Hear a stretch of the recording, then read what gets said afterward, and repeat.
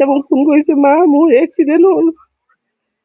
কৈছো কি হ'ল এনেকে, মা এক্সিডেণ্ট হ'ল, পৰিস্মিতাই বেছিকে দুখ পালে, কাণে তেজ ওলাইছে, মাত কথা নাই সেনেকে বুলি কৈছিলে, কথা কোৱা নাই বোলে।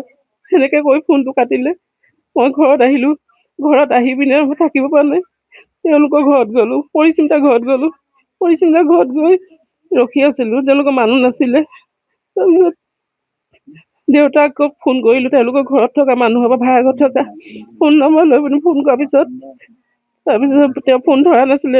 মই ৰখি আছিলো, ৰখি পিনে তেওঁক কৈছো মই ইমান ভালকে নাজানো, ল'ৰাটোৱে কৈছে খালি এক্সিডেণ্ট হৈছে, মোৰ ল'ৰাইও কিমান দুখ পাইছে সেইটোও মই নাজানো।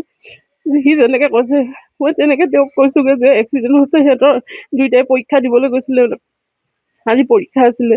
সেই তেনেকে কৈ তেওঁলোকক কৈ মই আকৌ ঘৰত গুচি আহিছো। সেই সিমানে জানো, মই বৰ বিশেষ নাজানো। সি আছে, তাই হেৰি হ'ল বুলি শুনিছো। কি কম মোক কবলৈ লগা নাই, তাহাঁতি সৰুৰ পৰা একেলগে পঢ়া। মই সদায় কথা পাতিয়ে থাকো, মোক ফোন কৰি থাকে আন্টি আন্টি বুলি। মই সেইকাৰণে বেছি ভাগি পৰিছো, মোৰ ল'ৰাটোৱে তাইক বেছি মৰম কৰিছো, সৰুৰ পৰা একেলগে পঢ়া।